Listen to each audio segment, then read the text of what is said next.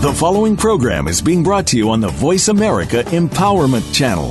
For more information about our network and to check out additional show hosts and topics of interest, please visit voiceamericaempowerment.com. The Voice America Talk Radio Network is the worldwide leader in live Internet talk radio. Visit voiceamerica.com. The views and ideas expressed on the following program are strictly those of the host or guests and do not necessarily reflect the views and ideas held by the Voice America Talk Radio Network, its staff, and management.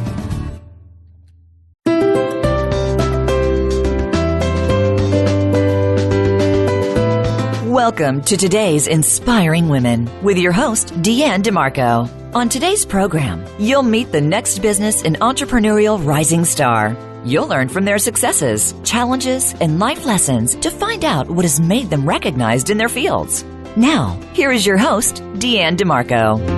Welcome to today's Inspiring Women. I'm your host, Deanne Demarco. If you are ready to take the next steps to become empowered, motivated, and better equipped for success, then stay tuned. We have got a dynamite show for you today. Our first guest is Connie Lindsay. And Connie Lindsay is the Executive Vice President of Northern Trust Bank. Connie is Vice President and Global Head of Corporate Social Responsibility and Diversity and Inclusion at Northern Trust in Chicago. She is responsible for the design and implementation of the Global Corporate Social Responsibility and Global Diversity and Inclusion Strategy for Northern Trust and is the development of goals, policies, and programs appropriate to the brand and business unit strategies.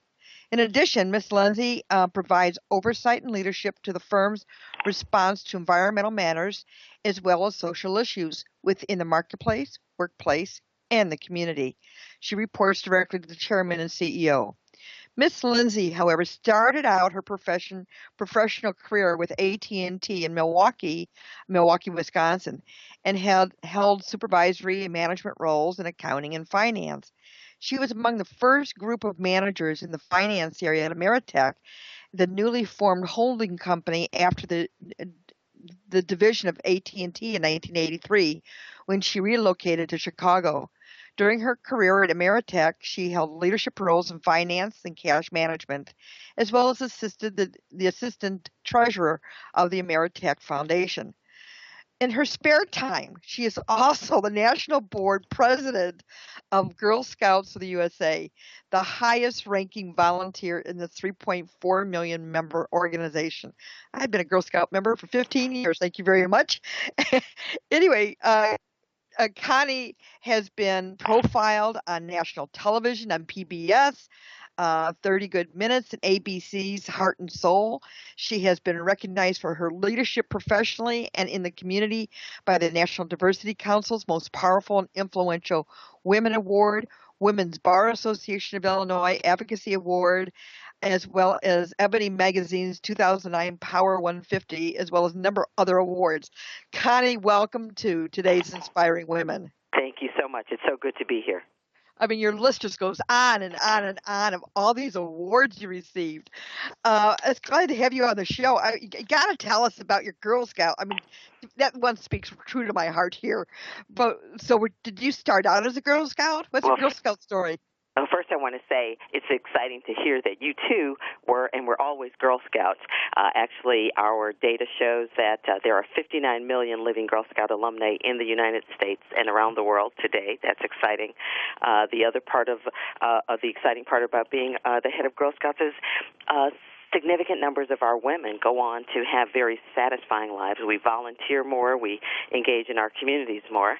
And yes, I was a Girl Scout. I started out as a Girl Scout in my hometown of Milwaukee, Wisconsin, and I had a wonderful troop leader whose name was Pearline James, and Mrs. James helped a very shy young girl find her voice, and Girl Scout was a place where I didn't have to be anyone other than who I was. And she said something to me that I say to Girl Scouts, Brownies, Daisies, cadets, ambassadors all over the world when I meet with them. And what she said to me was, you matter, and don't you let anyone tell you that you don't. Oh, that's cool. Yeah, I mean, I just think it's such a rich.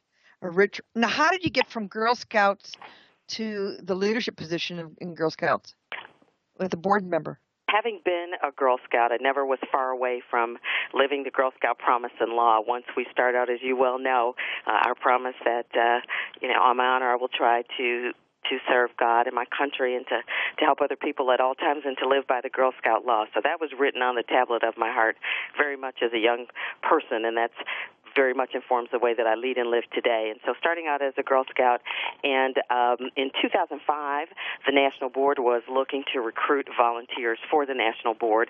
I was interviewed. I had been recommended by another individual who was on the board, and I was interviewed, and they asked me to come along and serve on the board. So I served as a board member from 2005 to 2008, and then in 2008 we served 3-year terms.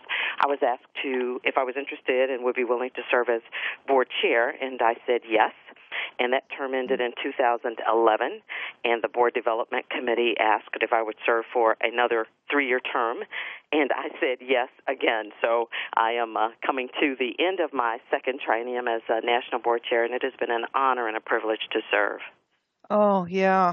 I can see that just being very, very rewarding. I mean, the Girl Scout organization, just a fantastic organization. It is, and as we've continued to the goal of growing membership and taking this leadership model that is 100 years old. As you know, in 2012, we celebrated our 100th birthday, and I often say, wow, we really look good for being 100 years old. But the goal is to reach even more girls and to make sure that the programs and services that we deliver today resonate with girls and that we are a part of their very busy schedules. Yeah, I know we're a little bit off topic here, but for our listeners who have girls, I think Girl Scout organization is a great organization to have your girls be a part of and learn those leadership skills very early in life. Well, I so appreciate that and couldn't agree with you more. What we know, it's cookies, crafts, and camping, which is critical. Our Girl Scout cookie program generates over $750 million a year for our girls, and in order that they can travel and learn about themselves and the world. In addition, we have outdoor activities for our girls, being outdoors and engaging in projects that allow them to show their leadership and their intellect. We have green projects for the girls. Our Gold Award that girls earn who have done just tremendous things that for many of us at the ages that they are today, we probably would not have done. And they are working with the environment. They're working with each other and are having such a positive impact on society. Yeah, I totally agree. Anyway, let's go back to you. Okay. So I think we've plugged Girl Scouts good enough. But, we'll move on. It touches our hearts, but we need to go on here. Sure. You've had a number of key roles and a number of different business units at Northern Trust. How have you been able to navigate your various roles? The roles that I've had at Northern, and I was looking at that the other day, I've had, I think it's 9 roles since I've been at the firm, and it'll be 20 years on November 29th. And I'm going to say what we often say. It is important in any of our careers. I've had great mentors, I've had great sponsors, and I've had great coaches. Sponsorship has been as important as mentorship. When we think of the etymology of the word mentor, it means trusted advisor, that person to whom I could go to seek advice and wise counsel. But the sponsorship has also been important because as much as we want to believe it, corporate America is not necessarily always a meritocracy. We need to be able to navigate ways of building relationships. Certainly we have to be technically competent, but it's being able to have access to other jobs or roles that might not have come about in my career. So I have been open to change. I've been willing to do roles that might not have been as what some would consider glamorous, but each and every one of those roles has allowed me to develop leadership skills, to hone my technical skills as well. And I've just been willing to take the kinds of risks that have allowed me to grow as a professional. Mm-hmm. It's interesting. You talk about mentorship, mentors, sponsors, and coaches. And so you've had all 3 in your professional career. Well, I think any wise professional needs to understand that they ought to have them. Sponsors are not, you don't walk up to someone and ask for that. As often I say, people will say, will you be my mentor? Mentoring is a relationship. We don't want to stalk people and ask them to be our mentor. The goal is that one performs in such a manner that you're noticed. What I've found often is I've been in roles where I've just been very diligent about doing the work, about understanding the strategic imperative of the business unit that I was in. How can I add to the work that's being done, whether it's generating revenue or improving processes. And equally as important, Deanne, is how am I working with people? Am I a collaborative leader?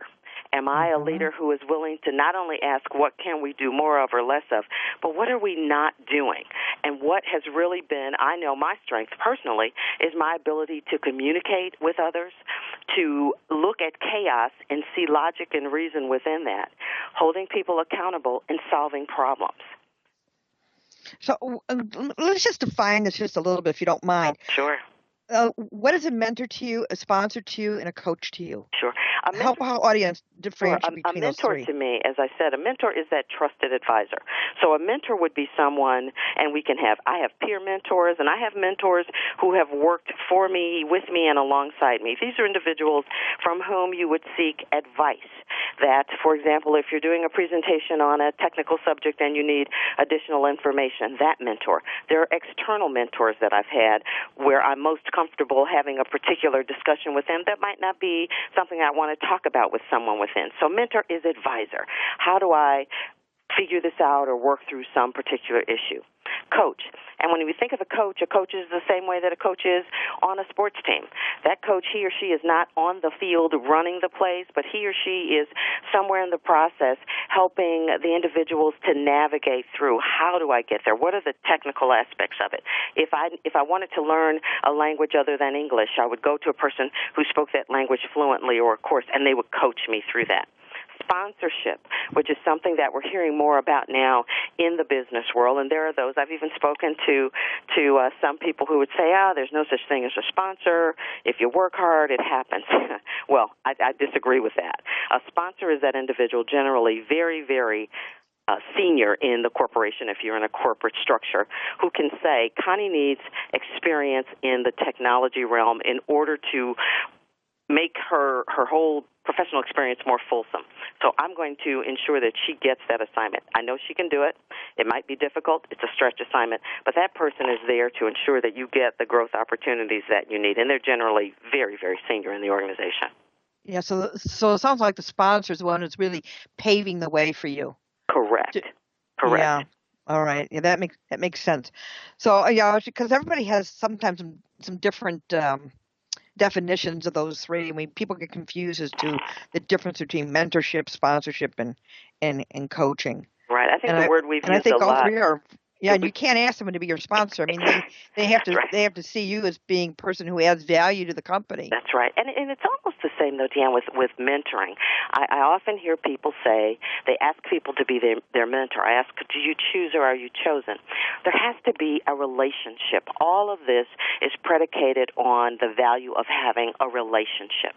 And if I ask you to be my mentor, but we don't share common values or have a good relationship, it's not going to work. And it's a two-way street. I have learned as much from the people that I've mentored as those to whom I've provided mentoring, a mentoring relationship. My Girl Scouts mentor me every time I engage with them because they help me think in a different way. They mentor me about the freedom of nonconformity in a positive and respectful way. Mm-hmm. Yeah, I totally agree. Yeah, because I'm asked all the time, well, how do I get a sponsor? I said, well, you really don't get a sponsor. You're kind of selected. You're right. You kind of get tapped on the shoulder. That's right. Said, let's help you to grow into the direction. And Deanne, sometimes you don't even know you're being sponsored because it isn't as if that, at least it's not been my experience, where the person says, hello, Connie, I'm going to sponsor you today. It's that thing that happens as a result of generally outstanding performance and ways of work and just relationships that get developed and things happen. Right. Yeah. I totally agree. Would you believe we have to break away here for a quick break? Sure, okay. So we got to take a quick break. When we come back, we're going to talk a little bit more about your role in work-life balance and talk about your journey and how you got there. But we got to take a quick break. This is Deanne Demarco, today's Inspiring Women. Come right back.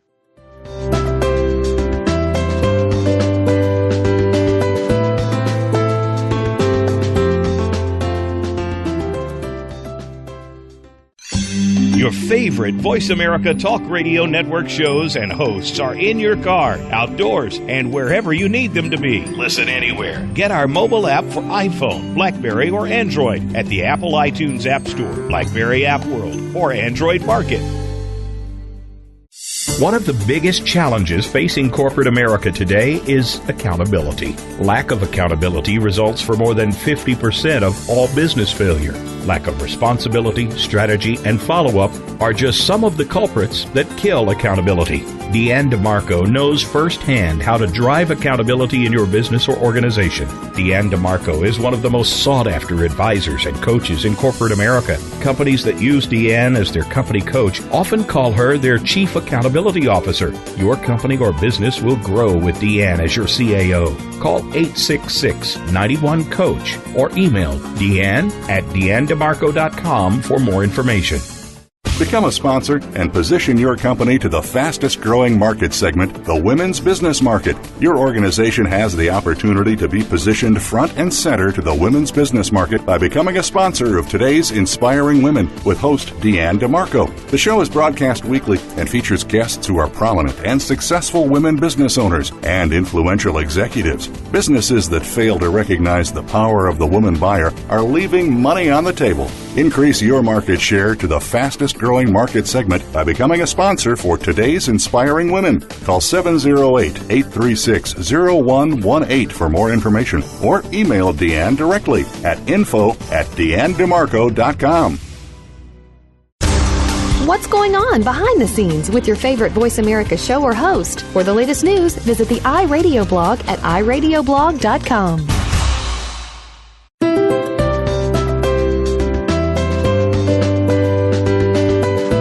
You are tuned into Today's Inspiring Women with Deanne Demarco. We'd love to hear your questions and comments about our program. Please send an email to Deanne at DeanneDemarco.com.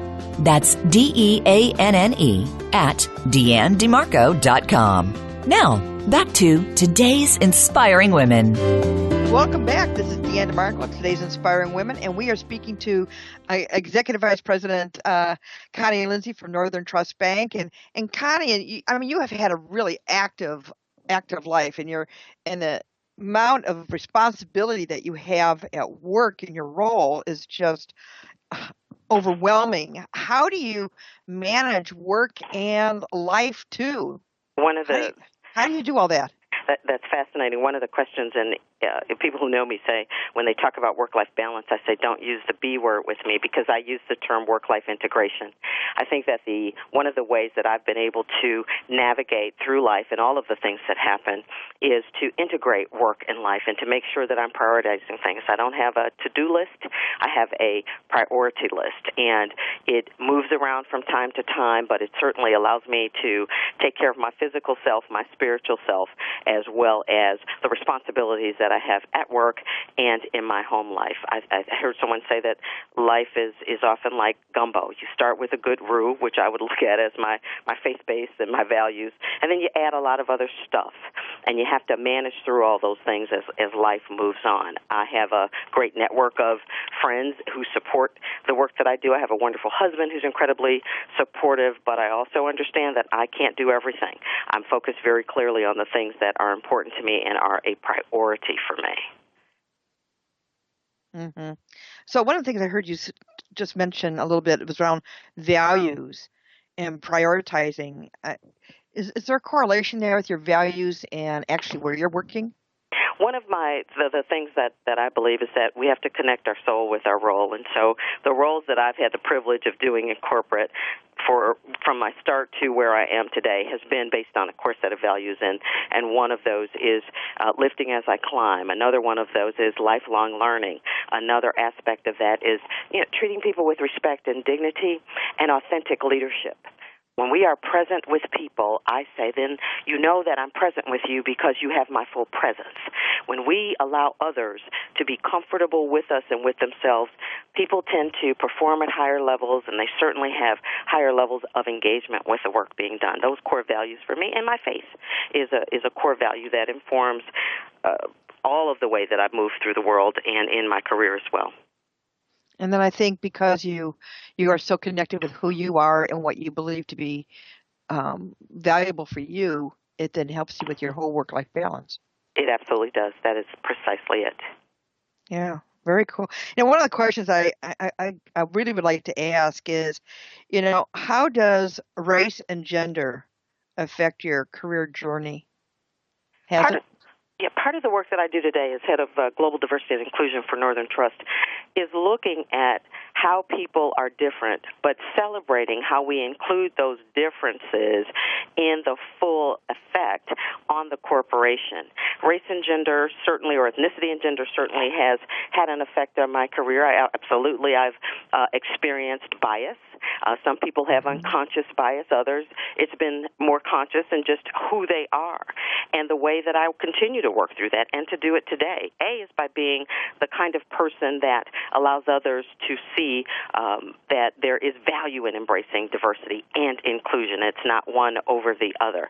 I've had to use great levels of personal courage. And yes, I believe I've had to work harder. As my mother told me, you have to work harder than other folks, perhaps, Connie, to get where they are going to be, but in so doing, you will always live with a spirit of excellence, and you will always honor your word and your work, and then you can sleep at night. I heard a quote that says, a mind at peace can sleep through thunder, and so my goal is to do that despite a lot of the isms that I faced in my career, but my goal is to be the champion for those who might not be seen, heard, or given access to opportunity. So what I think I'm really hearing you really say is that, you've worked hard and you've had personal courage. And what I'm also hearing you say is you're understanding that people have biases and not letting that stop you and just keep moving forward. That's precisely it. That's exactly right. And when you see it, if you are in a position to recognize it and to call it and do something about it, that's what you do. When you achieve levels as I have, you get on the front lines of that and you ensure that there is balanced leadership, that there is inclusion, because we know that diversity and inclusion led and done properly really has a positive effect on the bottom line. Mm-hmm. Because I've experienced a lot of people who are either complainers or doers. Precisely. They're the people who are the complainers, and that's all they do is complain. Mm-hmm. And they don't, and they kind of like they stop. Right. Whereas the doers see that there's a problem, and then they try and move forward to overcome that problem. And in so doing, then you can influence and affect the outcome of changing perceptions. I totally agree. Yeah, because we all have this ladder of influence. We need to climb down that ladder. That's right. To work through those selective filters that we all have. That's right. Yeah, I understand that completely. What advice would you have for young women who are starting out today in, let's say, the business or the financial services area? Number one is understand who you are. Understand your own motivations. Define success for yourself. You are uniquely you with a set of skills, capabilities, desires, and goals, and only you can achieve that on your own behalf. Or as someone once said, be yourself, everyone else is taken. So find out who you are, be yourself. Number two, develop those technical skills in whatever profession it is you choose. Get all the education you can around those issues.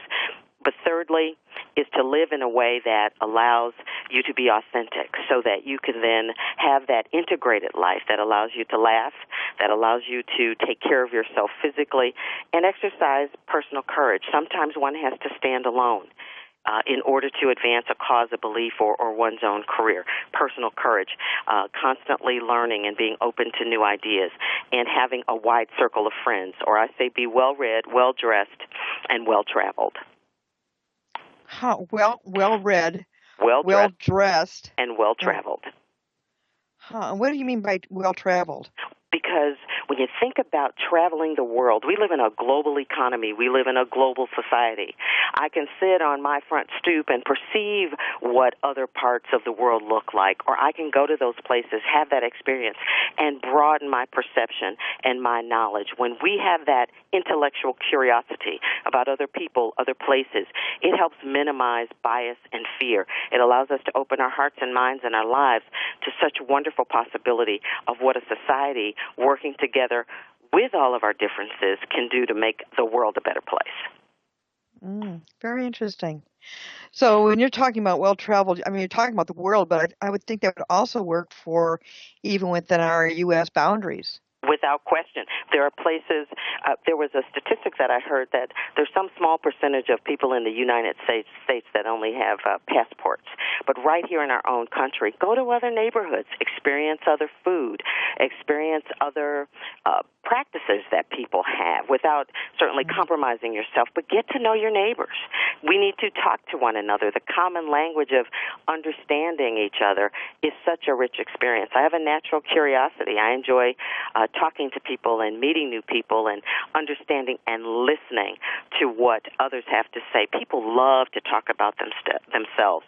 And when we are willing to listen and actively listen to what others have to tell us, we create new friends, and I think it expands our minds.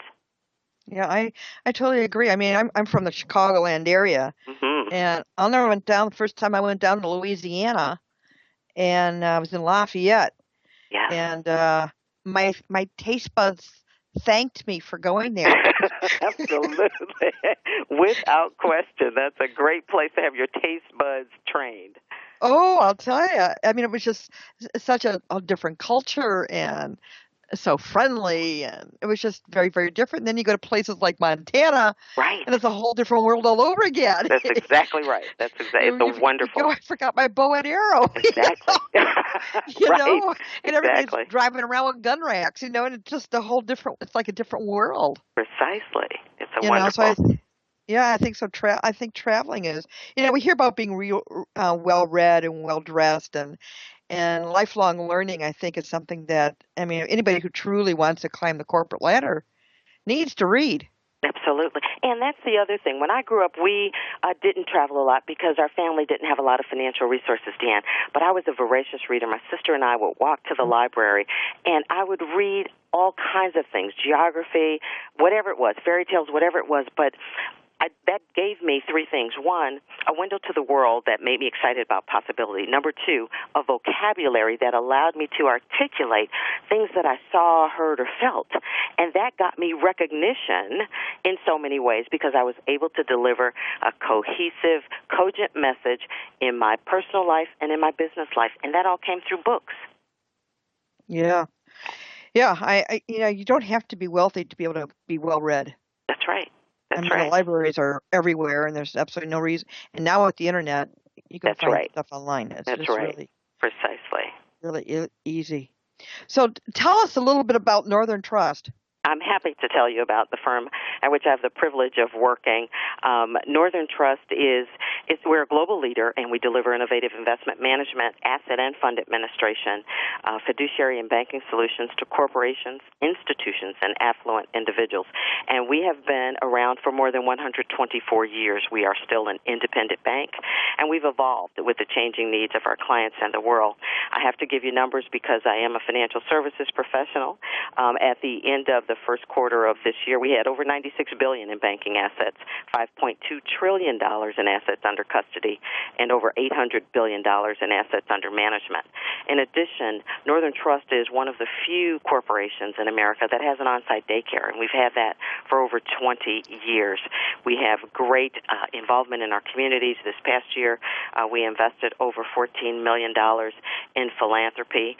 Many and most of our executives serve on not-for-profit boards because we know that the way that we engage with our communities and society is a direct reflection on the success of our business, but it's also our corporate responsibility and the way that we treat our environment. We have a conservative, conservation-minded approach to our environment, and our partners are engaged in helping run environmental projects within the firm. So I am excited to be a part of such a wonderful company with over 14,000 employees around the globe.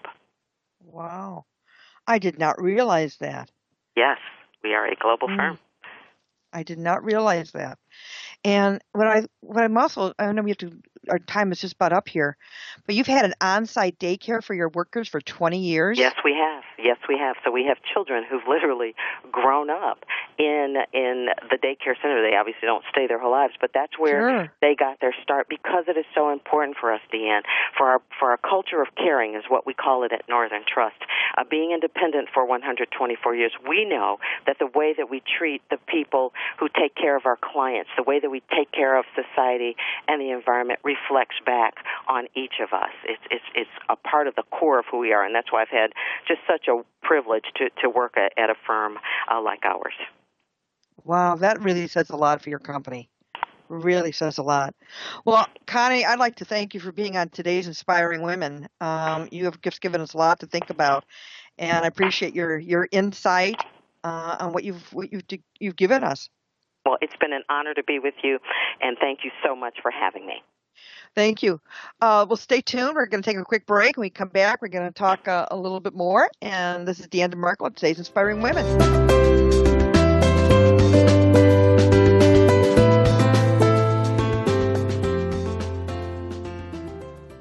Have you friended us on Facebook yet? Why not? Just go to facebook.com/World Talk Radio or search for the keywords World Talk Radio. Once you're a part of our Facebook network, you'll receive daily messages about what's happening with our shows, this week's featured guests, and new happenings at the World Talk Radio Network. And you can add your voice to the always active discussions on our timeline. Just go to facebook.com/World Talk Radio or search for World Talk Radio.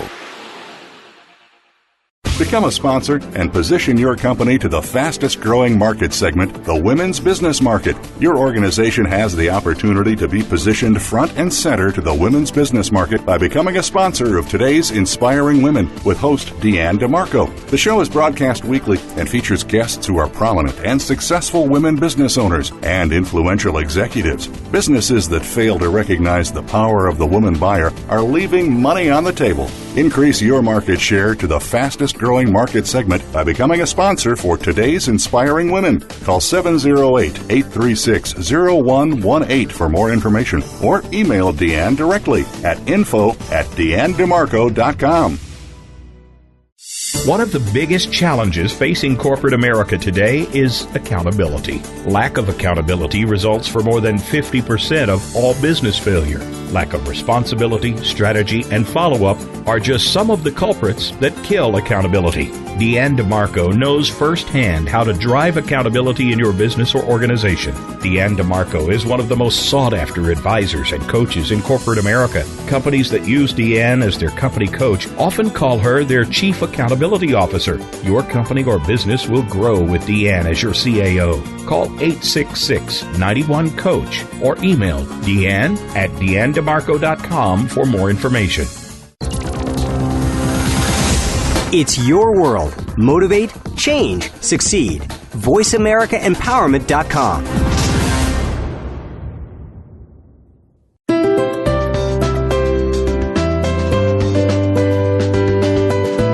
You are tuned into Today's Inspiring Women with Deanne Demarco. We'd love to hear your questions and comments about our program. Please send an email to Deanne@DeanneDemarco.com.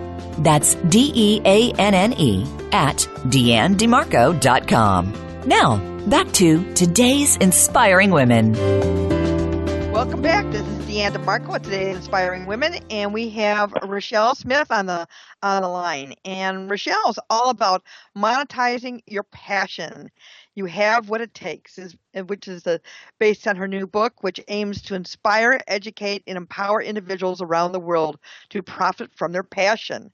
Rachelle is started her corporate career in marketing in the Betty Crocker division of General Mills in Minneapolis, Minnesota.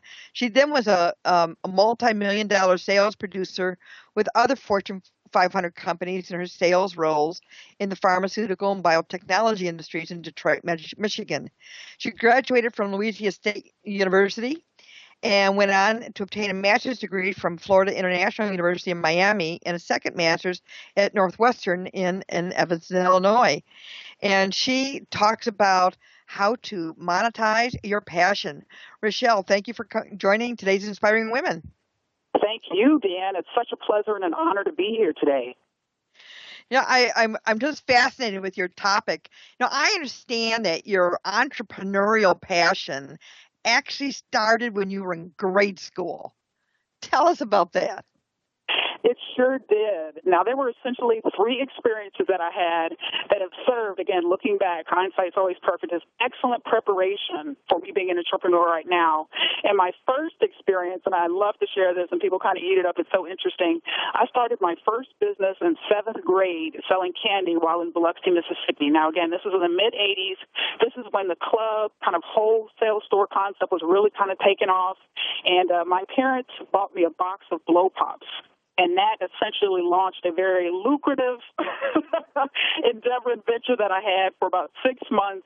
And so that's essentially where I got my start. But then secondarily, while my dad was stationed in Seoul, Korea, I worked as a grocery bagger in high school.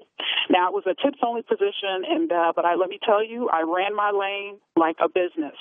And in terms of customer service, in terms of sales, I would stand at the end of my lane in either English or Korean, pitch to the people that were kind of swerving around to choose which lane they were going to ultimately decide to patronize. And lastly, while an undergraduate in college, I offered private Spanish language tutoring lessons for $20 an hour after quitting my part-time job in the University Foreign Language Lab, where I was earning $4.25 an hour. So I often like to tell people, even then, I think I understand some of the nuances of really kind of maximizing your revenues and profitability and really going for the gusto when it comes to making money. So I'm just very passionate about it, and I think it started at a very young age. It also sounds like each one of those endeavors taught you new skills that's needed for an entrepreneur. It sure did. I think it'd be a whole, I was listening to your story about having to take tips at the end of the line at the grocery store. And I'm just thinking, man, what an interesting way of learning what customer service is really all about. Absolutely. And the thing that I often like to share about that experience is, again, mostly what it truly entails is sales. I need to give you a reason to choose me over the next lane or the lane on the other side. And so for me, and I have this real passion for foreign languages and all of that, but it started with that position in terms of being able to speak others' languages, whether it be being fluent in Spanish or being able to articulate something in Hindi or another language. But I would say that particular skill is something that I learned at that job because it really goes a long way. You're looking at building customer relationships and providing customer service. So absolutely right. You're right, Dan. Yeah, wow. So one of the things you talk about in your book is the importance of identifying your passion and its key role in being an entrepreneur. Can you give us some insight on this? Sure. The bottom line is that the entrepreneurial road is hard, often the hardest thing many of us do in our lives for those who pursue it. And I think that's often glamorized to an extent. Now, the reality, though, is that it often requires a lot of blood, sweat, and tears coupled or combined with an unquenchable passion. Now, to be successful, you must wake up loving what you do every day. You have to love your company. You have to love the products and or services that you offer. Because let me tell you, passion will undergird you when times are good, as well as when times are more challenging. And there's no perfect journey for any entrepreneur. So again, there's peaks and there's valleys, but that passion will undergird you in all of those times. And those entrepreneurs whom I interviewed across the nation for my book shared one thing in common. And passion is at the core of their entrepreneurial success. And they went on about passion, how important it was when they started, and also in terms of pushing them forward towards the success that they've all achieved. Very important concept. Yeah, I mean, that makes sense. I mean, because there are times when things may not go right, and it's your passion that's going to make you carry on. Yes. Yeah, I don't think it's just in entrepreneurship. I think in your job too. I mean, if you work for a company, if you really don't have a passion for what you're doing, you're just not going to be a good employee. Absolutely. And those who've lost their passion and lost that spark, then essentially I often say, because I do speak on career topics, their days are often numbered. Now, whether they know that or their employer knows that, if they don't do themselves or anyone a favor by hanging in there when you have no passion and no motivation and no drive. But highly engaged and passionate employees are golden for employers as well. Yeah. Have And to I think love what you do. Yeah, and I think once managers recognize who their employees are that are passionate about their job, it'll make their job a whole lot easier in managing. So why are you so passionate about being an entrepreneur? Now, as Sarah Gray said, and I use this quote in my book, and I often share it when I speak on entrepreneurship. I love to quote Sarah Gray, who said, "Build your own dreams, or someone else will hire you to build theirs." And I know from my own background, I spent several years in the corporate world, as you alluded to in my intro, which was excellent preparation for entrepreneurship. But the reason why I'm so passionate, though, is because so many people have dreams of starting their own businesses, but are afraid to move forward. Now, as one who speaks on confidence, I know that fear, doubt, insecurity, and all of those negative emotions hold many people back from pursuing their dreams. Now, how I view myself as a dream fulfillment catalyst. And I love to tell people, hey, I made it happen and you can too. So that's essentially the message that, again, in my writing the book and in my speaking and things like that, I love to share that. Just very passionate. But, with people having the opportunity to build their own lives and build their own dreams, as Sarah Gray said, and kind of live their vision. We only have one life to live. I think it's very important that you can live your dream and your vision moving forward. It's very important. Yeah, I totally agree. So is now a good time to start a business for folks? It sure is. Now, Sally Deanne had a great article in the June 2013 edition of Success Magazine, and she listed 8 reasons that I've included in my books. I think they're so important, and I'll list those just really quickly. And the first of which, 8 reasons why now is the time to take the entrepreneurial plunge, is the title of her article. Number 1, the economy is picking up, and there's pent-up demand from consumers. Number 2, crowdfunding provides another means of financing. And Kickstarter and the crowdfunding sources like that are huge. Number 3, incentives and tax cuts for small businesses, so a very favorable environment in that regard. Number 4, resources abound, so you don't have to do it all on your own. Number 5, there's more new support to get you started, such as the small business development centers, which exist all around the nation. Number 6, lots of freelancers are out there eager to do contract work for you. Number 7, you can think globally, not just locally. We know with the advent of technology and all of those advancements, it makes it so much easier to connect with people across the globe and collaborate and find clients across the globe. You don't have to have this kind of local presence only. And number 8, you're needed. We know that, contrary to popular belief, there's always a lot of focus on the Fortune 500, Fortune 100, Fortune 1000. But the bottom line is small business is the backbone of our economy. So there's several reasons why that now is an excellent time to start a business. Just a lot of support, a lot of enthusiasm. I tell people there's kind of this wave of entrepreneurial enthusiasm across the nation that we can all leverage right now. Now's a great time. Are you finding that more women are becoming entrepreneurs than men right now? Or no? I have seen that. In my personal experience, I've seen that. And interestingly enough, you asked that question. It's a great question. And the reason why I've kind of started my own business is, and I'll share just a quick story. And when I was in graduate school at Northwestern, I had my 30-year life plan figured out at age 25 and how I was going to spend 30 years in the corporate world and then retire and start my own consulting business and then, write books and things like that and teach as well. And so, but my whole story was, I loved corporate America. It was great. It was great preparation. But for me, it was just a matter of wanting to make more of a difference and kind of wanting to fulfill my life vision and purpose. And so I actually made it happen. I tell people 20 years ahead of schedule versus, 30 total years in the corporate world. But I attended a conference called Entrepreneur U, which was February 8th of 2012, which is an inspiring conference or a conference to inspiring women entrepreneurs in the Metro Detroit area. So the day after I attended that conference, I was so inspired and so motivated that I myself started my business the next day. And so there are resources, particularly for women, that really make it easier, and we can help us build networks and things like that to make our dreams come true. So I do see definitely women are really grabbing hold to the entrepreneurial dream as well. Yeah, that's what I'm seeing as well. We have to take a quick break here. We come back, I'm going to talk a little bit more about some of the best practices around being a successful entrepreneur. But we need a break away. This is Deanne and Demarco, today's Inspiring Women. Come back, we'll talk a little bit more.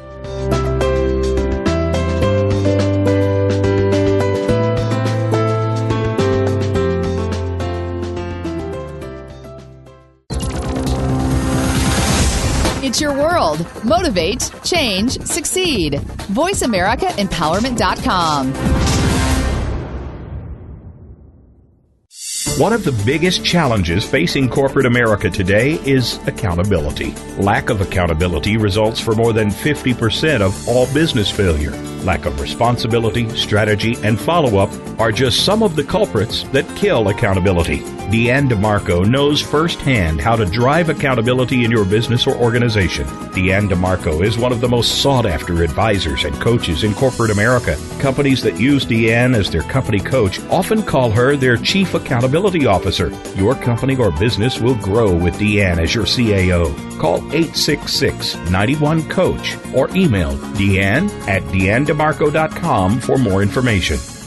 Become a sponsor and position your company to the fastest growing market segment, the women's business market. Your organization has the opportunity to be positioned front and center to the women's business market by becoming a sponsor of today's Inspiring Women with host Deanne Demarco. The show is broadcast weekly and features guests who are prominent and successful women business owners and influential executives. Businesses that fail to recognize the power of the woman buyer are leaving money on the table. Increase your market share to the fastest growing market segment by becoming a sponsor for today's Inspiring Women. Call 708-836-0118 for more information or email Deanne directly at info@deannedemarco.com.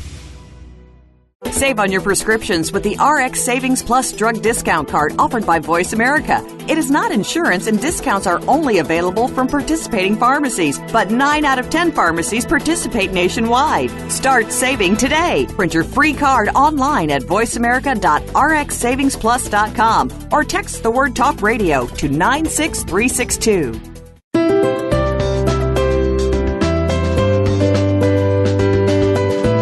You are tuned into Today's Inspiring Women with Deanne Demarco. We'd love to hear your questions and comments about our program. Please send an email to Deanne at deannedemarco.com. That's DEANNE at deannedemarco.com.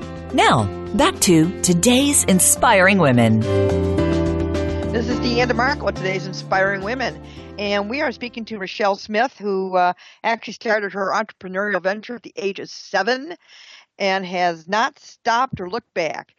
Rachelle, I would like to ask you, what do you think are some of the best practices for successful entrepreneurship? Well, there are definitely several, but I'll share just a few with you here. And I would say first off is confidence. Confidence is so important. Those who are able to be successful are able to persevere through the obstacles, but also to just have this inner fire within that knows that they've got something to offer the marketplace that is of value, and they value themselves, and they believe in themselves. Second, sacrifice. Now, in my opinion, Deanne, this is the $64,000 question aspiring entrepreneurs need to ask themselves. Are they willing to make the sacrifice to make their dreams come true? Now, the reason or the question that I always ask is, when I'm speaking on entrepreneurship, do you want the freedom of owning your own business or the stability of a paycheck working for someone else? And how you decide to answer that question, it will determine your course of action. You know, we're all different. We have different priorities and needs. Thirdly, perseverance. Now, to be successful, you have to remain focused and persevere through the challenging journey of entrepreneurship. There's no such thing as a perfect journey or an easy journey. Even those that we look at now who are super successful, they have all paid their dues. They've all overcome obstacles seen and unseen that we all need to keep in mind that perseverance is important. And lastly, time management. Successful entrepreneurs focus on what is really important, and they delegate and empower, develop others. So they're not trying to do everything themselves. They realize that delegation is an art and a skill as well, but it's something that can be developed. I mean, many people go into business or start businesses because they want to do their own thing. They want to be their own boss. And many times we'll say, well, no one can do it as well as I can. But the bottom line is, contrary to popular belief, we humans are incapable of doing it all. And plus, when we try to do it all ourselves, we really deny others the opportunity to learn and grow. So we're kind of helping them, not develop and learn and grow in their own roles as well. So those are just some of the best practices that I've seen for successful entrepreneurs. Mm-hmm. Yeah, I totally agree with all those, actually. Because you need all of these. You need to believe in yourself. You need to be willing to take those sacrifices. You need to persevere when times get rough, and just say, and don't quit. And you do need to be able to, time is one of those things that doesn't discriminate. We all get about the same amount, and you have to be able to manage that well. Which leads me into, you hear people who say they're entrepreneurs, but when I ask them questions, it sounds like they're nothing more than a glorified hobbyist.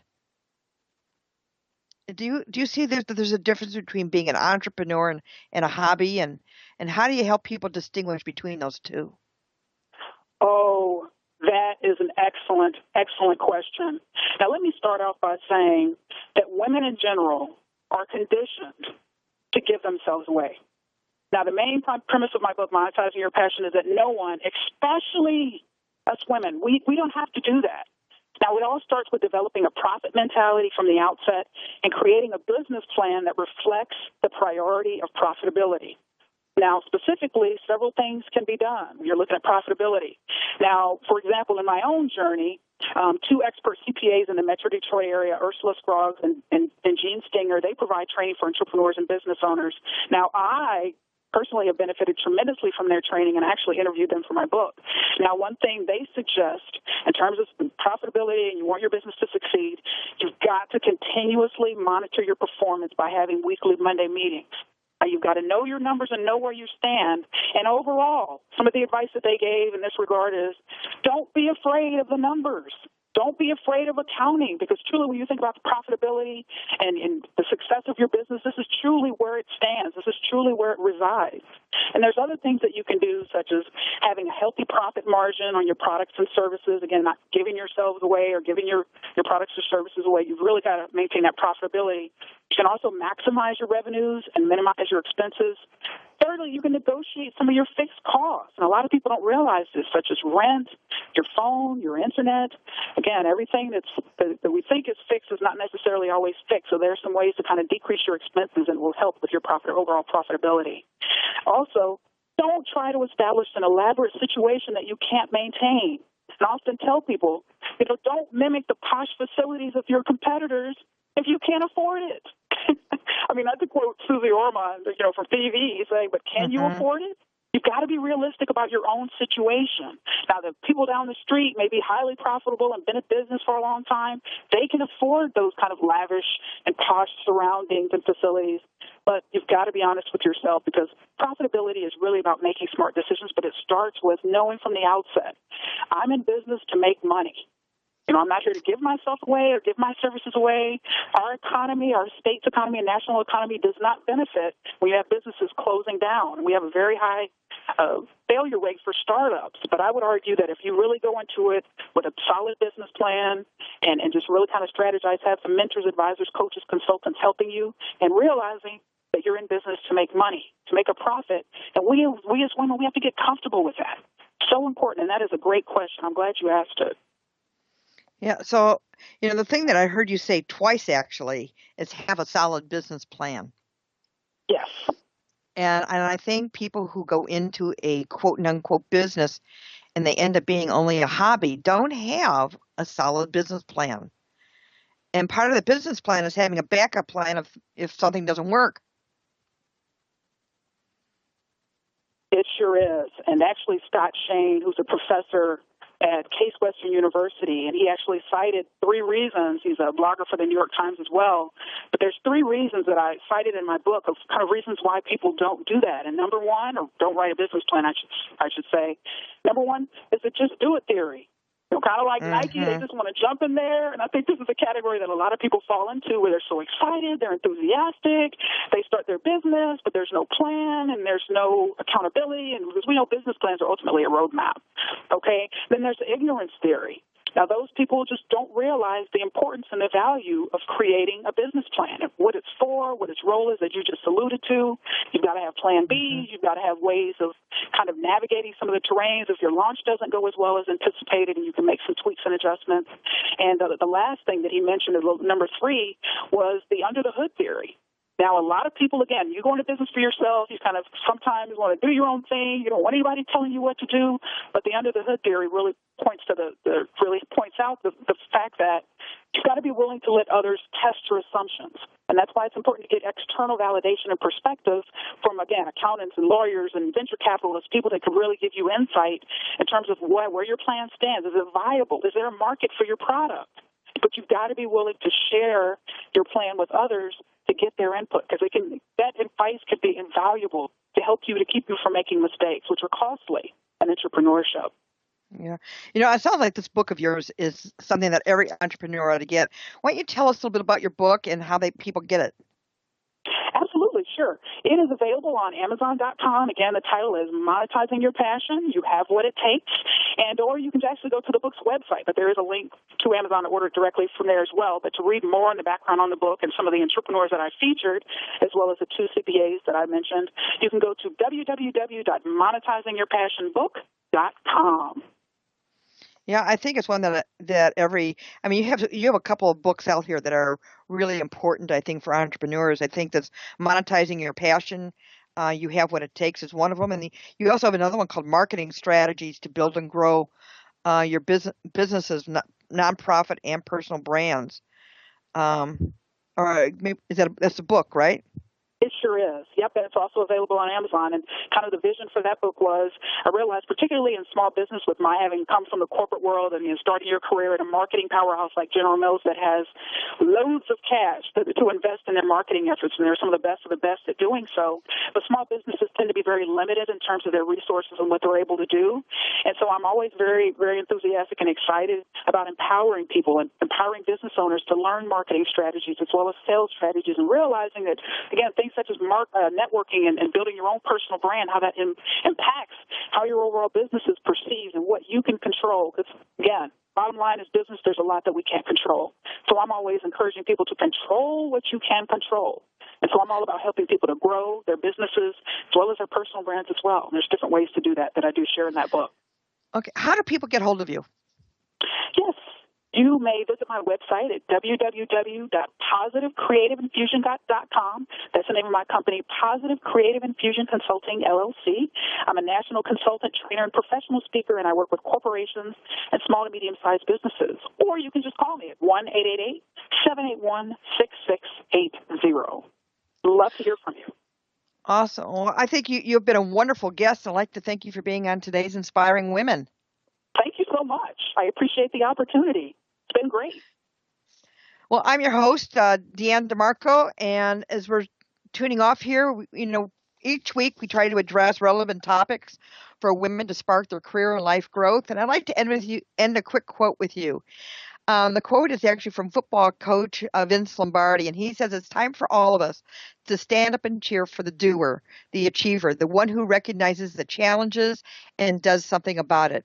And your action for today is to acknowledge an employee, a friend, or family member for having taken action on something, even if it didn't work out.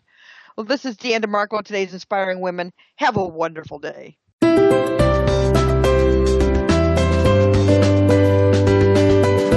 Thank you for joining us for this week's edition of Today's Inspiring Women. Please join host Deanne Demarco and other entrepreneurial and business leaders next Thursday at noon Pacific Time, 3 p.m. Eastern Time on the Voice America Empowerment Channel. Have an outstanding week.